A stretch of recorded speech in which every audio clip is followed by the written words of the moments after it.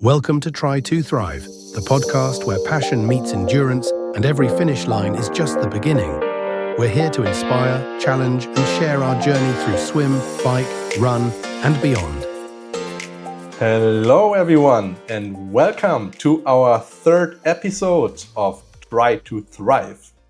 Today, we are talking about strength training for triathletes. Yay or nay? What do you think, Dennis? The question is, what do you think, Chris? Well, I think we will cover that in a little bit. I have some struggles over the past few weeks, but we go into the details later. Today, third episode, and this time it is a remote session because Dennis is not in Krakow. Dennis, where are you right now? I'm at the moment in Gdańsk, Gdańsk. very beautiful city, beautiful weather today, sunny, 13 degrees, perfect for a long run. Okay, perfect. What is coming up? I'm on a business trip now and going to Germany on Tuesday, so had to travel, spent the weekend in Torun, and can't wait to continue my triathlon journey and my podcast journey with you, Chris, and with all of you listening to us. First time also with video. Exactly. Will be cool. Hopefully we are not struggling. And I can tell you this time you will not hear any planes in the background, as well as people leaving the hotel with their suitcases. But in case you miss the planes, you will be able to see some planes if Chris allows you to see them. Oh, exactly. So, it's a little bit blurry, but you are in my home office here, and I am an enthusiast when it comes to space and planes as well. Yeah. So, if you just joined, you can expect today a session full packed of our experience when it comes to strength training. What are we doing? How do we executing it? What is in for triathletes, why it is important for us, and why are we doing that. But before we jump into the topic, I want to announce something that really makes me proud and happy. Because if you jump back to our first episode and with the interview with Dennis said that he is doing his first Ironman in 6 weeks. That has been passed right now.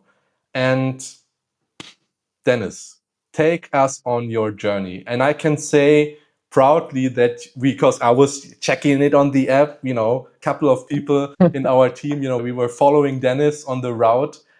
Tell us, take us on the journey. How was it your first triathlon? I'm super curious. Tell us more. Thank you, Chris. Thank you for being as excited as I was during the Ironman 70.3. It was not a full Ironman. The full Ironman is in 2 weeks. But still, I did a half Ironman or 70.3 Ironman. You can see the backpack in the back. Not yet. So I Not had to yet. show him here, but he will have one for sure. Yeah, so it's not my first triathlon. So I did already a few before, but not such a long one. And I can say that, first of all, the organization with the Ironman triathlons are very, very good. I was in Venice here solo, and here it was just a very lovely experience with a lot of triathlon lovers, enthusiasts, and the whole city was just packed with triathletes. There was barely any other tourists there, mostly Germans and Austrians, so most people were speaking English perfectly well for me and Chris as well. Talking about the triathlon itself, I was very well prepared, and even the swim went relatively smoothly with 40 minutes in the Adriatic Sea. Not too bad for someone who just learned how to swim 1.5 years ago. The bike leg is very, very flat, so you barely have any elevation there.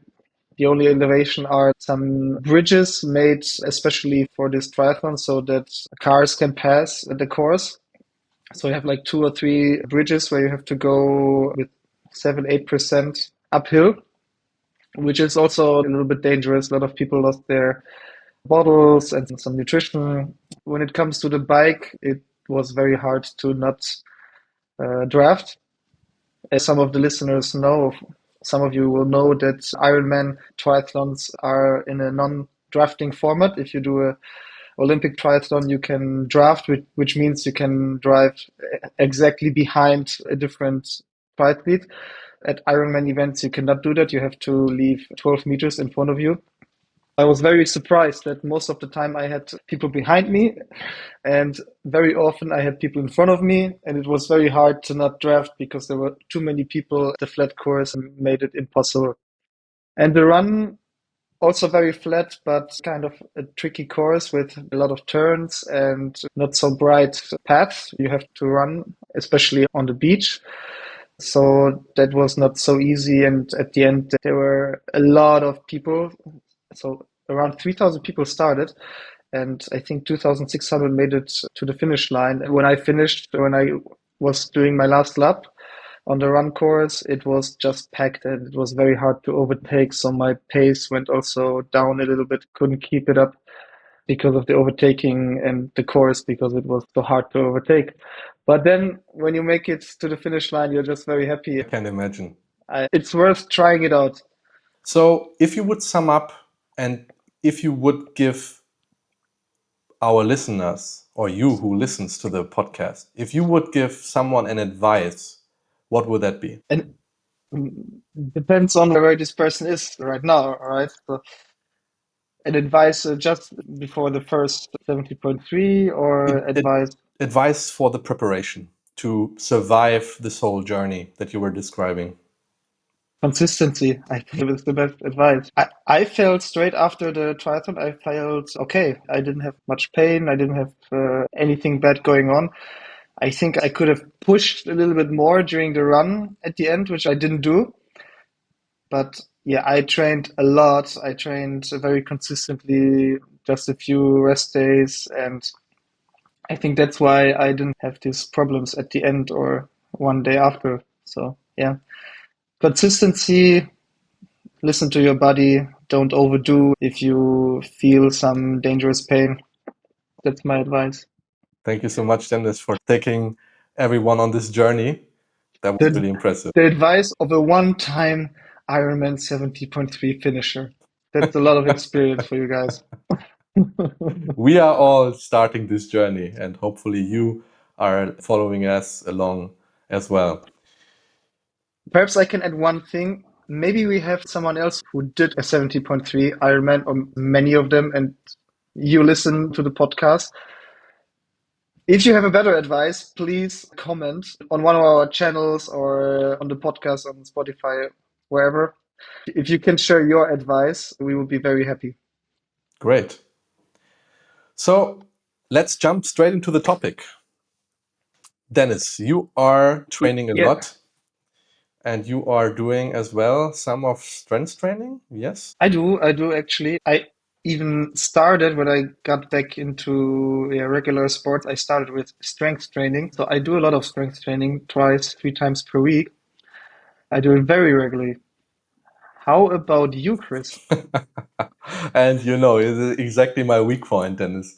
So actually, I need to take you a little bit back on my journey because if you listen to the first episode, I told everyone that I was running a lot and then somehow my running journey got a little bit disrupted by some pain and issues that I had. After that, I thought, well, I still need to do something. I still need to do some sports. And I did a lot of strength training. And I was going to a gym. I had a very good gym buddy. Hopefully he's listening as well. We were going nearly every day because we really had a routine. Before going to the job, we went straight to the gym. We trained a lot, different parts of the body, but it was not functional training. I would say it was more going into the bodybuilding part of it. So I wouldn't recommend that kind of training that I did for triathletes. But yes, I did that and we had really great fun. Right now, to be very honest, I am struggling to get everything in my daily routine included. And right now, I just train areas where I'm very weak, especially when it comes to my job, my daily job. I'm sitting a lot. So sometimes when I do swimming or when I do biking, I have some problems with the back. So I try to do some kind of Pilates, some workouts regarding this, especially with my tibia, which is still hurting. I was going to a physiotherapist and I have been advised to do some trainings with the TerraBand, and that's it. I know I need to do more, but basically that's it, just to be in shape to do my training. That's it. Interesting, Chris. Also interesting that you were doing bodybuilding before. Yeah, it's a Is bit, it weak or can I just continue? it says it's a bit, No. let's continue. Let's continue. Okay. It's very interesting that you say that you were also doing bodybuilding. And I would, in a second, I would also like to talk a little bit more about your past, how you were training when you were doing bodybuilding, and perhaps how exactly you train now.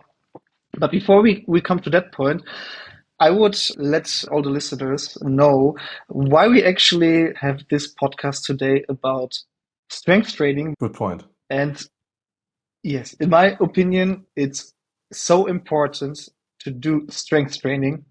And I've also what you said, Chris, I find myself also back in it that, there was a time I was doing strength training to gain muscles, but then I stopped. And it was so visible that I just, over the passing of time, I lost muscles just by the passing of time.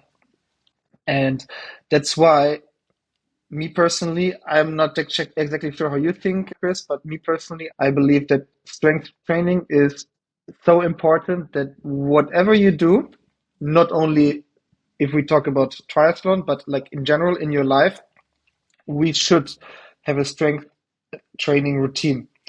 And for this, I would like to show you, Chris, and also everyone watching or listening to our video, few pictures. I'm just gonna share my screen. Give me a second.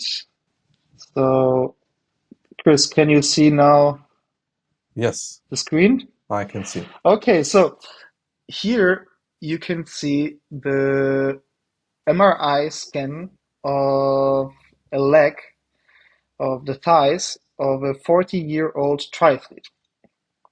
And if you look at it, the thing here in the middle, it's the bone, and here everything that is dark, that's the muscle mass. What is white is fat. Chris, what do you think? Does it look strong or weak? I think it looks strong as it has quite some muscles, and not a lot of fat. So that's how I would interpret it as a non-medical educated person. Yeah. Maybe it was not a good idea that I showed you that it's a 40-year-old triathlete already, so maybe you're biased. But okay, let's move then to the next picture. Here you can see a 74-year-old sedentary man. So a man that is, yeah, in his older age. And what you can see here, it's almost the same size of leg, but mostly everything is fat. And even inside the muscles, you see a lot of fat. The quadriceps muscle is so little and so weak. And also you can see that the bones are much smaller than in the 40-year-old triathlete. What do you think, Chris? Does that look as That if this man can do a lot in his older age? I think that looks a bit unhealthy, to be very honest. I mean, if I would look for a steak and you see quite a lot of fat in between, that might be something that can be tasty or that can be very expensive, but definitively not for a human. So that doesn't look good. Okay. Yeah, and if you think now about, I mean, we know someone who is 60, 70, 80 years old, and we see this person and we know that the person is not moving a lot. And very often we can see that their movement gets like very robotic. The back goes like to the front and they have not a good posture. And this is all connected to when you will not move enough or when you not work out. And the next picture, you can see a 70-year-old triathlete. Chris, do you remember the picture of the 40-year-old triathlete? Well, yes, I actually do not see a lot of difference, if I can recall it correctly. That looks impressive. Yeah, I think even here we see less fat. It can be, yes. Other than that, I do not see any difference. It's so important to have a strength training routine to just not lose muscles. There is a medical term for it. It's called sarcopenia. And by the age of 35, 40, every human being usually loses muscle mass.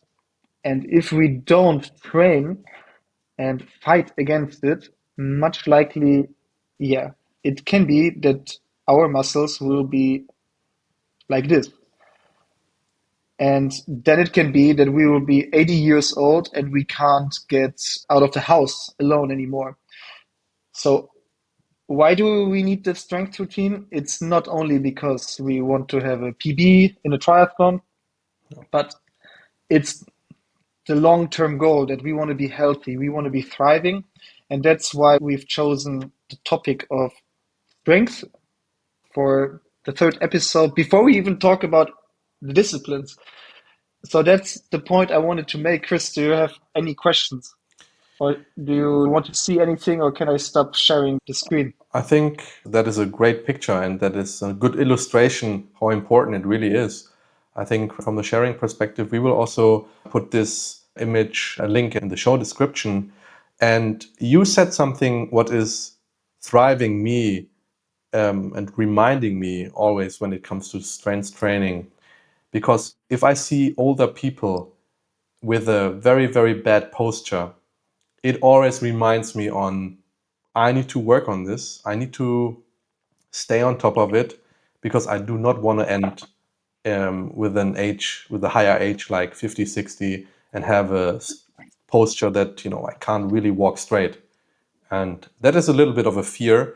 And especially talking about myself, sitting every day in front of the computer, that's not very healthy. So I need to work towards that. I think it gives me a lot of motivation in order to go back to my strength routine and put that into my daily workouts as well. You said you're going regularly, but we also need to bike, swim, ride, running. Mhm. How do you come to a conclusion and to a plan that you build that into your training plan? Because to be honest, I'm struggling.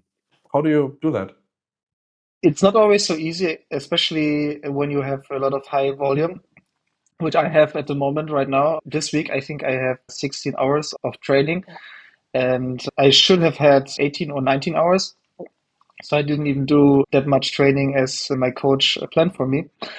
But even though I had so many hours of swimming, biking, running, I put in 3 trainings of workouts in the gym, and 2 of them actually were only 20 minutes. Okay. But I went to the gym and I did these 20 minutes. So I showed up. That's the most important thing, that I showed up. But my routine actually is very, very simple, I would say. You were talking before about that you were also going to the gym and you were doing some bodybuilding workout. By the way, I would like to see a picture. No worries, I can show. Yeah, I'm very interested to get to know what your exact routine would look like back then and how it looks like now. Yeah. But for me, my routine now doesn't look much different to my training routine when I tried to gain muscles, when that was my only goal actually by training to gain more muscles. I train with so-called big exercises when you use more than one muscle. I don't train my muscles isolated, or very rarely I do that. What does that mean? I will not go to the gym and take a barbell and do like biceps curls. I will not do that because then I would only work on an, yeah, isolating way on my biceps. So first of all, it's not very functional. Second of all, it would take a lot of time if you train every muscle like that. So usually I always have a full body workout, or at least if I cannot train my legs because my legs are so tired, then upper body workout. And usually these are like exercises like squats, push-ups, bench press, pull-ups, shoulder press, dips, deadlift. That's an awesome exercise because you use your back, and rowing. I can imagine that some of the listeners will not know what deadlift is. I would advise everyone to check these exercises. You can find videos on YouTube where people explain how to do deadlift, rowing, dips, shoulder press, pull-ups in the right way. And the good thing with all these exercises, you're not training a muscle in an isolating way. So you always have several muscles working together and you really get strength. You can have then theoretically 2 or 3 exercises like I did. For example, on Thursday, I had 3 exercises, 3 sets, and I was done. I didn't need more. So that's what I did this week. Okay. I have a question to you when it comes to the routine. You mentioned a gym. Some people that might be a little bit difficult to drive to a gym, to spend some time. Can you do quite of these exercises at home? What would you advise?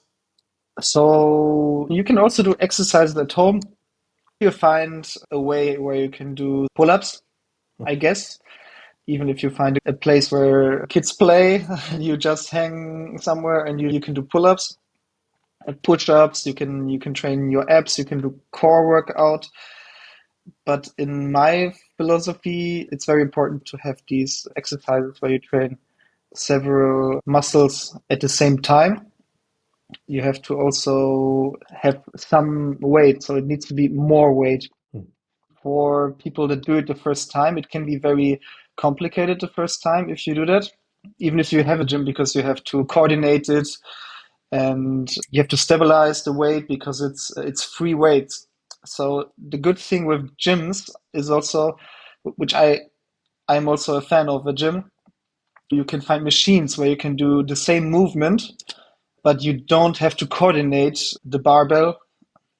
You can just push it or you can just pull it. But for sure, even if you don't find a gym, you can do certain exercises at home.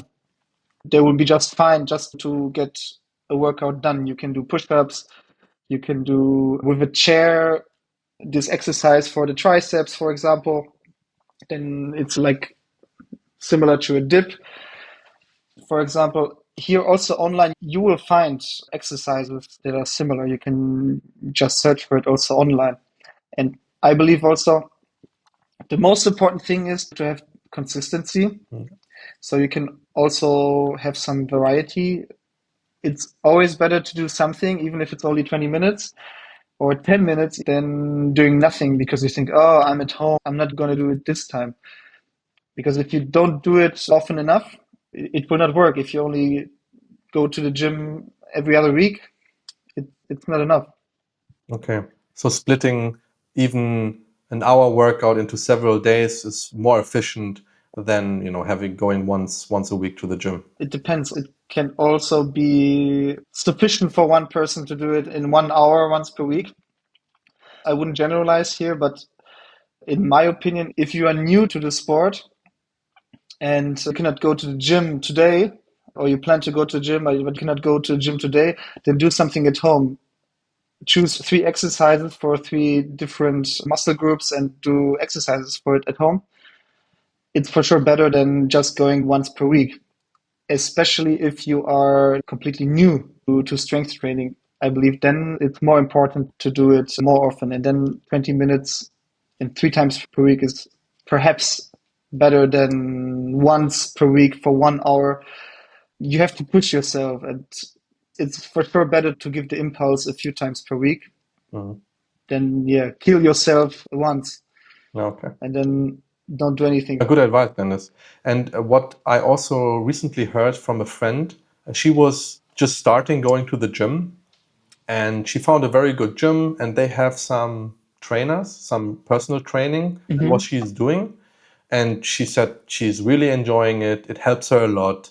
The trainer is showing some exercises because especially later on when you work with free weight and you do some exercises and execution in the wrong way, actually you can, not do good for your Yeah. body, not do good. So less weight, but a clean exercise and clean execution, that is very important. And sometimes it's really hard to judge yourself You can remind yourself, check some illustration, but she said this is really great. This is helping her. And, you can do it as long as you need it to get a little bit more educated and do a little bit more experiences. And then based on that, you can go without a trainer and do yourself. This is also one. That's a very good point. I think in everything in life that when you start with something, much likely you will not be very, very good at it. And you can make mistakes. And very often people think that like, oh yeah, I don't want to pay for a trainer. But if you cannot pay for a trainer because you don't have money, can also be you're a student or whatever, then yeah, try to find someone who in the gym perhaps can help you. Maybe someone else, maybe you have a friend. I made use of that as well, but ultimately it would be best if you regularly train with a personal trainer, at least to get to know how the exercises work. Even if you watch these videos, it can be that you see it, you think like, okay, yeah, I'm going to do it in the same way, but yeah, you don't. Exactly. So it's a very good point, Chris. That's true. Yeah. Right now, And how you did it before. how I It's did. also interesting Okay. because you were a bodybuilder. No, I was not. Right. Show us the That's right. picture. Don't have it Show handy us the yet. picture. Don't have it handy yet. I did exactly the opposite from what you did. For me, it was not functional. It was more isolated. For example, hammer curl you didn't like Mm. because it was isolated. I was doing that, especially because I trained quite hard a specific muscle group on one specific day. One day I did upper body.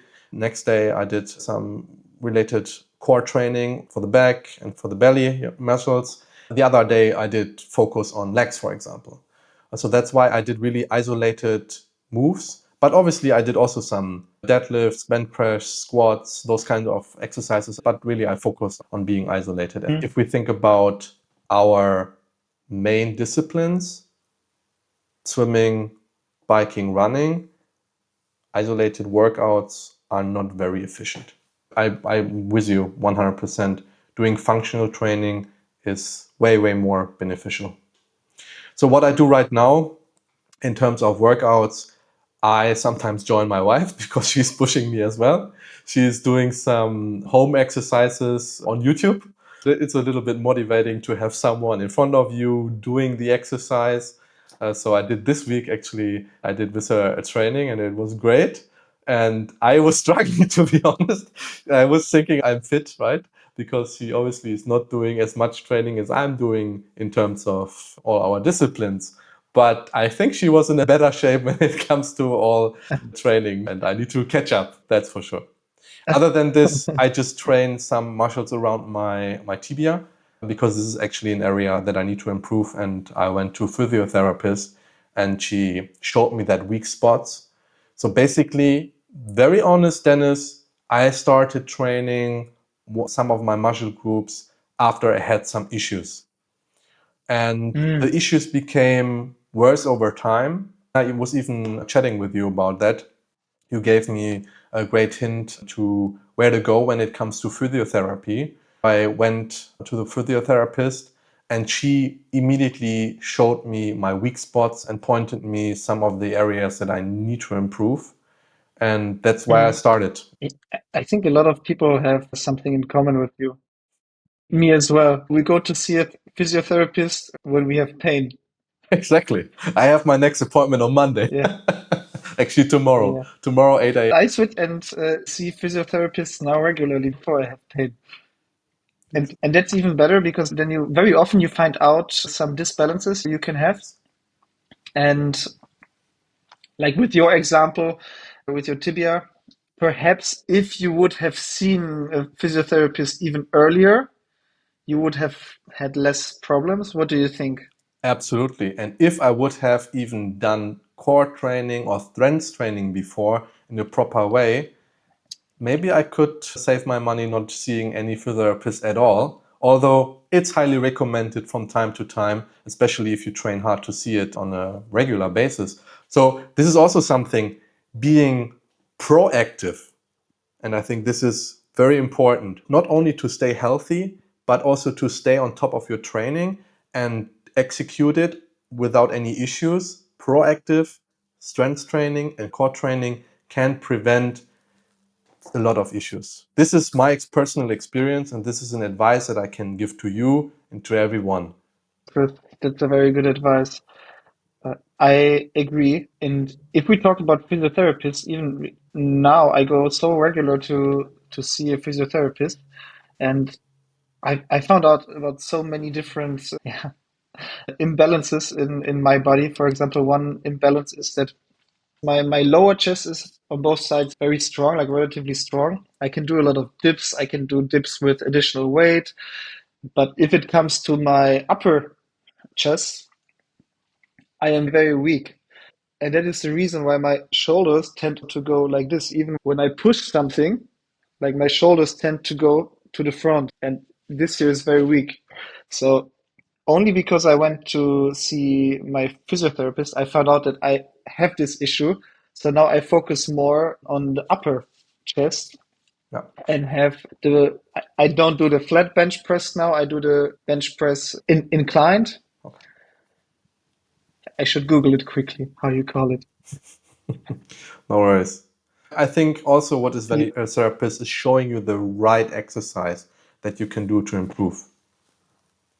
It's incline bench press. Incline bench. Incline bench press. Okay. Yes, that's for the upper chest. So very important to seek help from time to time. And if you don't have the money for a physiotherapist or for a personal trainer, you can always try to find other people that do the same like you, and you will get feedback like we do with our group. I agree. Having a great community with people that are like-minded, that like to strive with you as well, this is super important and helps you a lot. Yes. Yes, Dennis. What else do we want to talk about? I think I learned a lot today. I think I need to go back to my strength routines and work on that. So next time you will be back, maybe we can go together to the gym. We should. But before we do that, let's sum up very quickly at the end what we were talking about today and what are the points everyone can take home, or also we can take home because we also do it to learn. What do you think, Chris? What can you remember what we talked about? Give me one point. Strength training makes you even stronger if you think about your health in the long term, not only for triathletes. So it's very important that your core, that your muscles are prepared to get older, because if we get older, we get weaker, right? This is one of the points that you pointed out. So this is something we all need to work on. Nevertheless, if you do triathlon or if you do only running, swimming, biking, doesn't matter, we need to prevent our body from getting weaker and weaker. This is my main point I'm taking. Exactly, exactly. So that's something we talked about. We were talking about the different types of training someone could do. Mainly, we said that it's better if you do it functional, less isolating. Here you can, of course, talk about it, what is better, but indicate if you talk about triathlon, I think isolating movements are not so helpful. Can we do it also at home? Do we have to do it in the gym?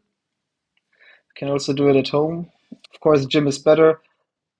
Find someone that can look at your training or maybe imbalances in your body, get feedback. Physiotherapy is also an important point that Chris pointed out. Is there anything else? Did I forget something? I think you covered all our main areas from today. And being rather proactive than reactive. I think this is something, if you follow your guide, then you're good to go. Yeah. So now we had 40 minutes of conversation about strength training, Chris. We talked 40 minutes about it. And yeah, I really want to know even more. I would like to learn much more because in case of my training, I have some knowledge, but I would be very, very keen to learn more about strength training also if someone of our listeners has a different view or different ideas, something that is even, yeah, a completely different opinion to what Chris and I said.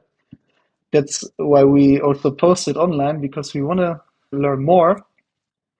So if you can give us an idea, or if you have a certain topic you would like us to talk again and you have some views on it, yeah, just share it with us. We would be happy to get to know that.